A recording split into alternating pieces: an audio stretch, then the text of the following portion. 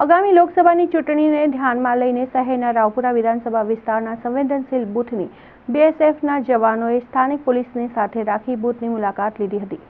લોકસભાની ચૂંટણીને જાહેરાત થવાને હવે ગણતરીના દિવસો બાકી છે, ત્યારે તંત્ર દ્વારા તમામ તૈયારીઓને આટોપી લેવામાં આવી છે। વડોદરા શહેરના રાવપુરા વિધાનસભા વિસ્તારના સંવેદનશીલ બૂથ માટે આજે બીએસએફના જવાનોની ટુકડી તૈનાત કરવામાં આવી છે, જે જવાનોને સ્થાનિક પોલીસને સાથે રાખીને સંવેદનશીલ બૂથની મુલાકાત લીધી હતી। વડોદરા લોકસભા બેઠક પર હાલ ભાજપ કે કોંગ્રેસ દ્વારા ઉમેદવારની જાહેરાત કરવામાં આવી નથી, ત્યાં તો પોલીસ વિભાગ દ્વારા સંવેદનશીલ ગણાતા બૂથ અને વિસ્તારોમાં સુરક્ષા વ્યવસ્થાની સમીક્ષા કરવા માટેની કવાયત હાથ ધરવામાં આવી રહી છે। આજે શહેરના રાવપુરા વિસ્તારમાં બીએસએફ જવાનોની ટુકડીએ માર્ચ કર્યું હતું અને રાવપુરા પોલીસ મથકના સ્ટાફ સાથે સુરસાગરથી થઈને બીએસએફના જવાનો વિસ્તારમાં ફર્યા હતા। સામાન્ય રીતે આ કવાયત ચૂંટણીના જાહેર થયા બાદ ચૂંટણી પ્રચાર દરમિયાન હાથ ધરાતી હોય છે।